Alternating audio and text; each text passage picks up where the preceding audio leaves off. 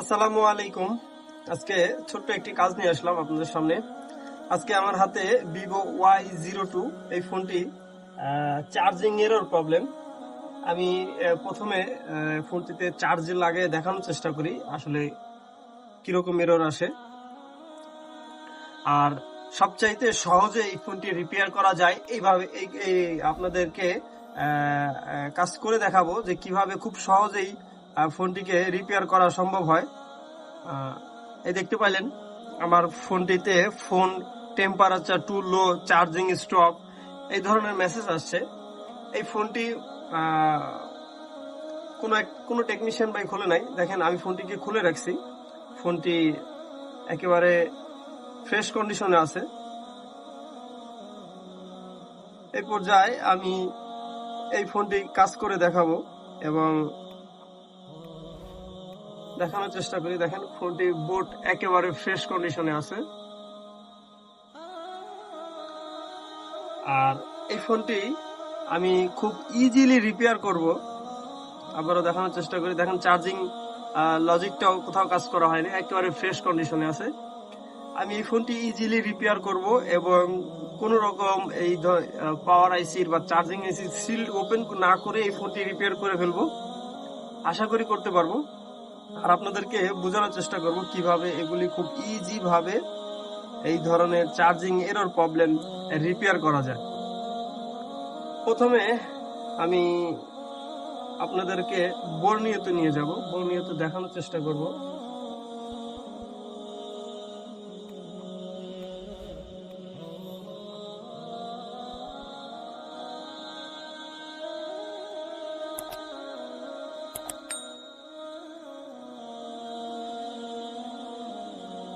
এ পর্যায়ে বর্ণিয়র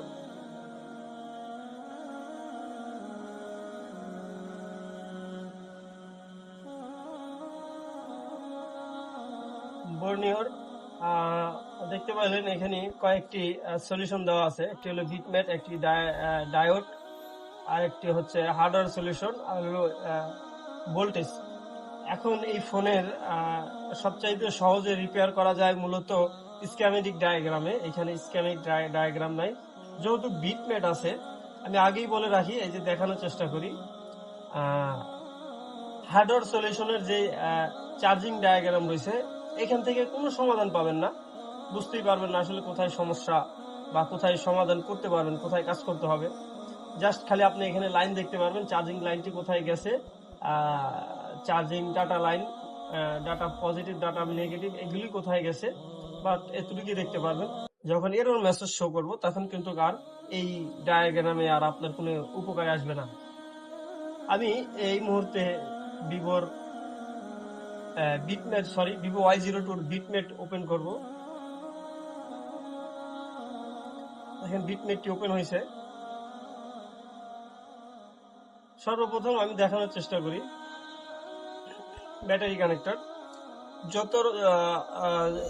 যে কোনো ফোনের চার্জিং এরর আসে মূলত এই ব্যাটারি কানেক্টরের আইডি লাইন এবং থার্মাল লাইন থেকে। এটাই আজকে বোঝানোর চেষ্টা করব কিভাবে এই ইজিলি আপনি রিপেয়ার করতে পারবেন আর ইজিলি ফোনের কোথায় সমস্যা এটা ধরতে পারবেন। আমি দেখানোর চেষ্টা করি। আগে এই যে দেখেন, এইখানে দেখেন এটি হলো আমার ব্যাট আইডি লেখা আছে, এটা আইডি লাইন, আর অপর সাইডে এটি এনসি। আর এগুলিতে সবাই জানেন এটা ব্যাটারি পজিটিভ, আর এই সাইডে ব্যাটারি নেগেটিভ বা গ্রাউন্ড লাইন। এখানে দেখানোর চেষ্টা করি। দেখেন ব্যাট আইডি লেখা আছে, এই যে দেখেন ব্যাট আইডি লেখা আছে। ব্যাট আইডি মূলত এটা আইডি লাইন। আর এখানে দেখেন অপর সাইডে দেখেন এনসি লেখা, মানে নট কানেক্টেড। এই পিনে কোনো কানেকশন নাই। আর এই অপর সাইডে দেখেন এইটা উপরে এবং নিচে একই লাইন এবং তার পাশেরটা এনসি। এইখানে মূলত এই ব্যাটারি লাইনে মূলত আইডি লাইন আছে, থার্মাল লাইন নাই। এখন এই যে সর্বপ্রথম আমার এই যে আইডি লাইন রয়েছে, আইডি লাইনটি আমার মাদারবোর্ডে ঠিকঠাক আছে কিনা সেটা দেখানোর চেষ্টা করব। এই আইডি লাইন থাকলে তো নিশ্চয়ই ভ্যালু আসবে। আমি এ পর্যায়ে আপনাদেরকে মাইক্রোস্কোপে দেখানোর চেষ্টা করব।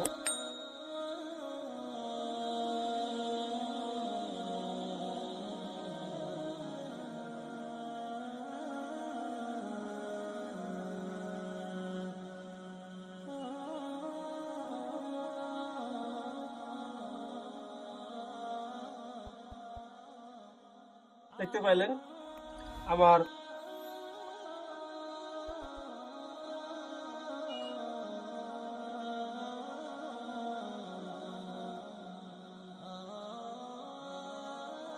একটু ভালো করে দেখানোর চেষ্টা করি।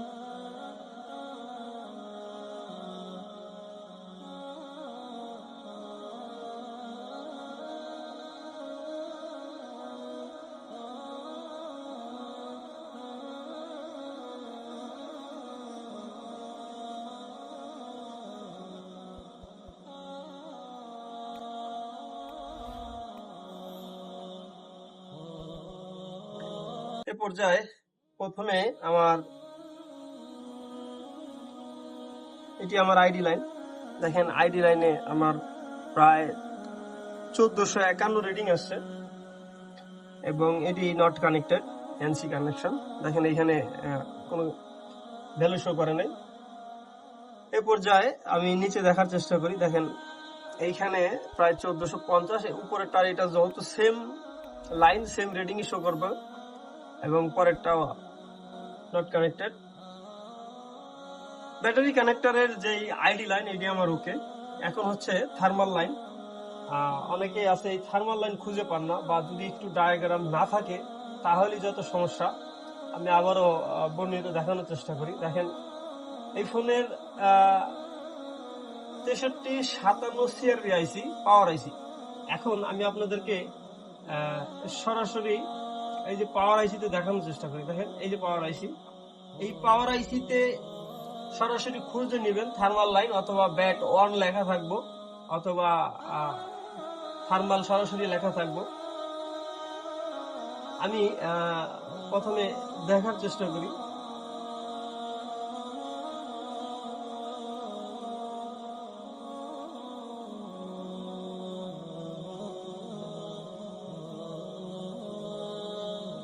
এই যে দেখেন R13 ব্যাট অন লেখা আছে, দেখতে পেলেন?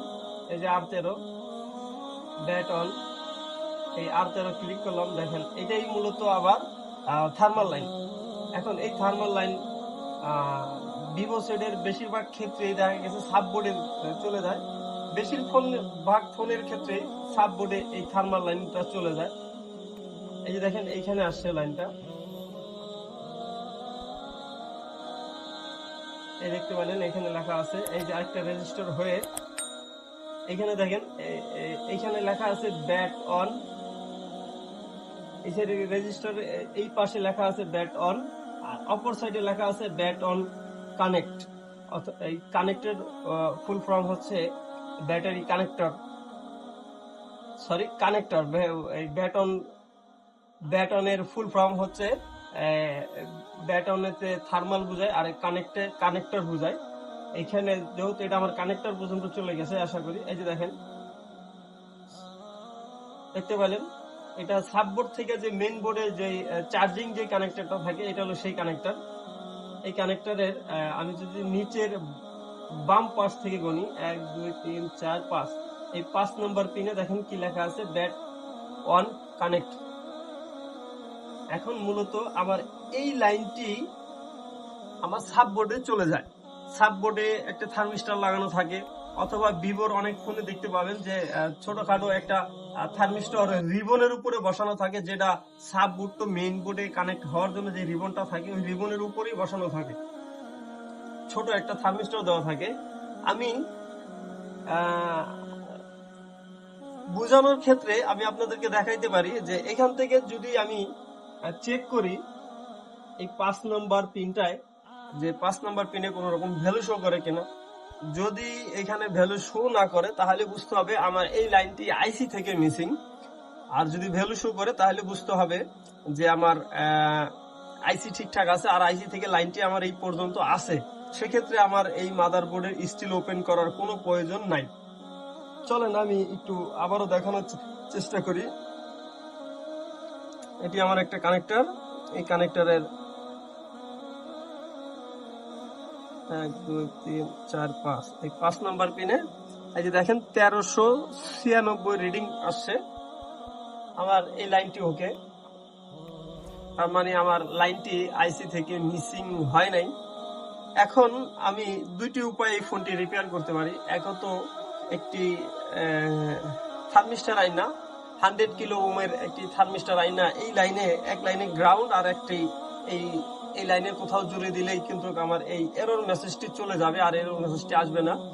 আরেকটি ভাবে করতে পারি, সেটা হচ্ছে আমি এই লাইনটি আপনাদেরকে বোঝানোর ক্ষেত্রে ভালো করে দেখানোর চেষ্টা করতে পারি। যেরকম এই লাইনটি আমার সাববোর্ড পর্যন্ত গেছে কিনা, সাববোর্ড পর্যন্ত যাওয়ার পরে সাববোর্ডে যে থার্মিস্টরটি লাগানো আছে থার্মিস্টরটি খুঁজে বের করতে হবে।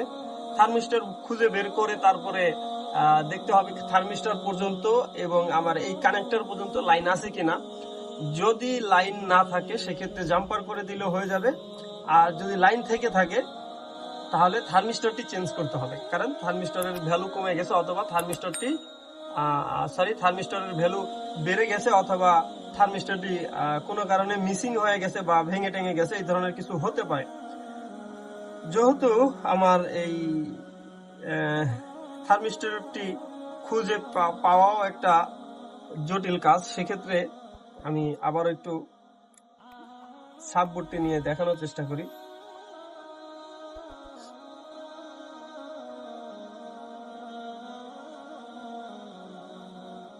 দেখতে পেলেন এটি আমার একটি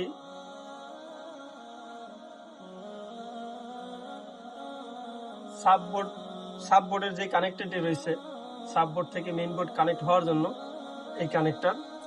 আমার মাদারবোর্ডের যে কানেক্টর রয়েছে আমি দুটো একসাথে পাশাপাশি রাখলাম। এই যে দেখেন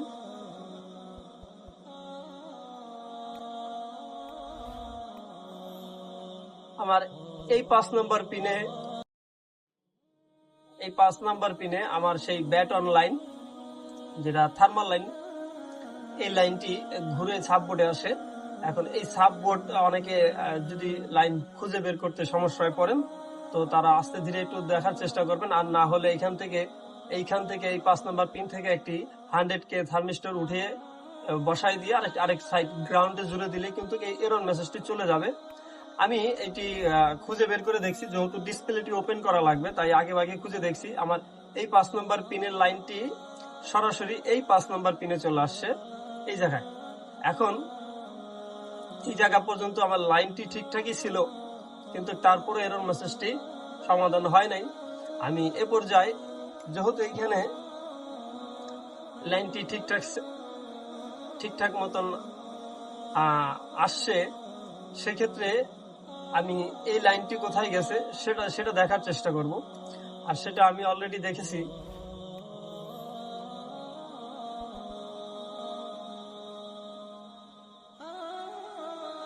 দেখেন এই লাইনটি আমার এইখানে আসছে, এই যে একটা থার্মিস্টর দেখতে পেলেন। এখন এই থার্মিস্টরের এই পাশ থেকে অথবা এই যে লাইনটি এখানে ঘুরে পর্যন্ত আসছে, এই দেখলেন এখান থেকে একটি জাম্পার করে নিয়ে আমার ওই যে মাদারবোর্ডের যে চার্জিং কানেক্টরের 5 নাম্বার পিন রয়েছে এইখানে জুড়ে দিলেই কিন্তু আমার সমস্যার সমাধান হয়ে যেতে পারে।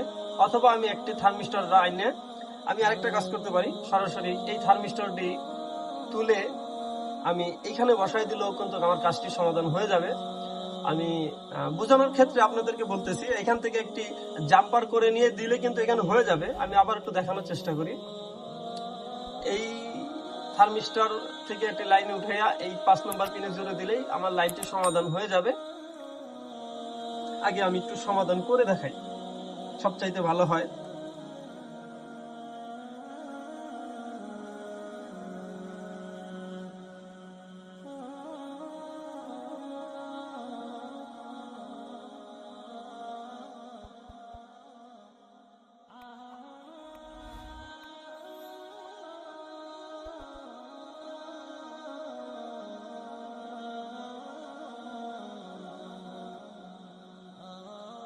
দেখেন এই যে আমার জাম্পারটি জোরে জোরে দিছি, দেখা যাইতেছে এখানে। চার্জার কানেক্ট করলাম।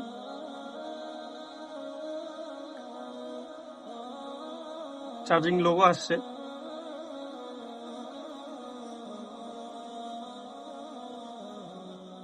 এই দেখেন, এখন আর এরর মেসেজ নাই। দেখতে পাইলেন, কোনো রকম এরর মেসেজ নাই। আমি স্লিপ মোডে চলে গেছে। আবার একটু দেখানোর চেষ্টা করি।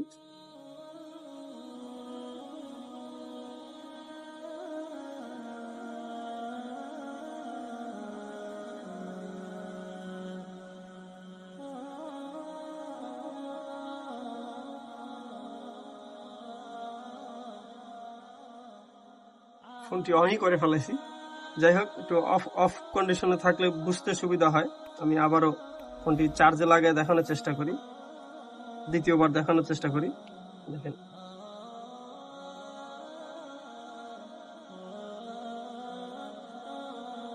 ব্যাটারি কানেকশন খুলে গেছে। দেখেন, আবারও লোগো চলে আসছে।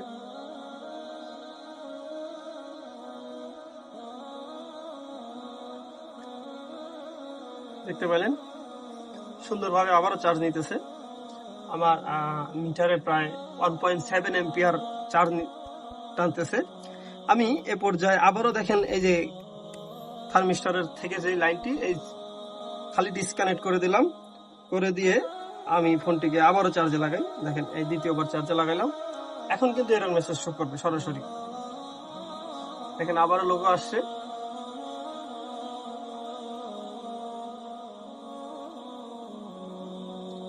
এই দেখেন, এরর মেসেজ চলে আসে। বুঝতে পারছেন? আশা করি খুব সহজে বুঝাইতে পারছি। আমি এই পর্যায়ে এত বড় জাম্পার করব না, কারণ আমি জাম্পার ছাড়া কাজ করব। আপনাদের যেভাবে সুবিধা হয় আমি একটু দেখানোর চেষ্টা করলাম, ভিডিওটি ওইভাবে কাজ করবেন। আমি এই থার্মিস্টরটি খুলে ফেলবো। আমি আবারও মাইক্রোস্কোপে দেখানোর চেষ্টা করি।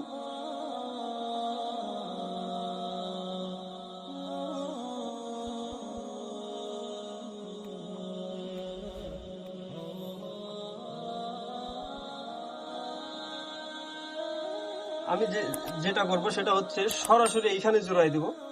একবারে এই 5 নম্বর পিন বরাবর আমি কানেক্টরটি জুড়ে দিব।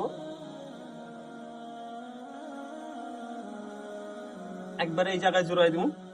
আমি আবারও থার্মিস্টরটি এখানে রেখে নিই, রেখে এই কানেকশনটি ডিসকানেক্ট করি।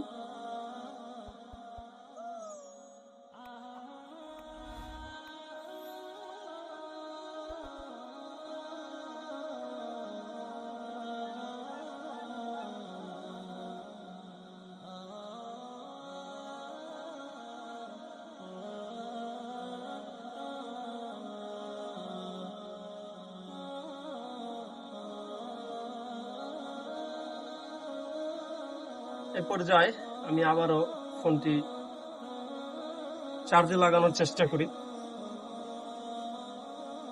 দেখেন, এই পর্যায়ে আর আমার আর কোনো ওই জাম্পার করার কোনো প্রয়োজন নাই।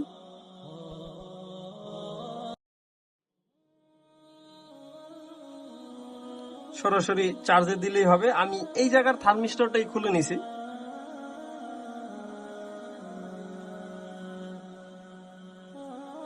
এই ধরনের সমস্যা সবচাইতে বেশি হয় মূলত ডিসপ্লে চেঞ্জ করার পরে এই ধরনের সমস্যা দেখা দেয়।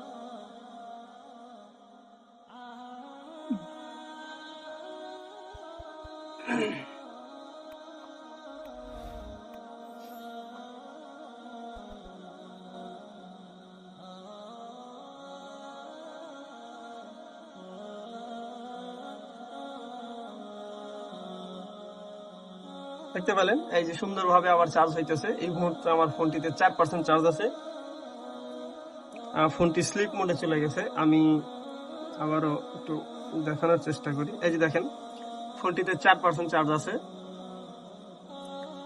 আশা করি বুঝাইতে পারলাম যে আমার ফোনটি সুন্দরভাবে চার্জ হচ্ছে, এবং এতটুকু অন্তত বোঝানোর চেষ্টা করলাম যে ফোনটি কিভাবে রিপেয়ার করতে হয়। একটি ফোন চার্জিং এরর প্রবলেম, সেটা চাইলে আপনি দুইভাবে রিপেয়ার করতে পারেন। আমি দুইটা শেয়ার করলাম আপনাদের সাথে, যে আপনারা খুব ইজিলি ভাবে যাতে ফোনটি রিপেয়ার করে নিতে পারেন, সময় যাতে খুব অল্প সময়ের মধ্যে যাতে কাস্টমারকে সার্ভিস দিতে পারেন। আজকের ভিডিওটা আমার এই পর্যন্তই। সবাই ভালো থাকবেন, সুস্থ থাকবেন। আল্লাহ হাফেজ।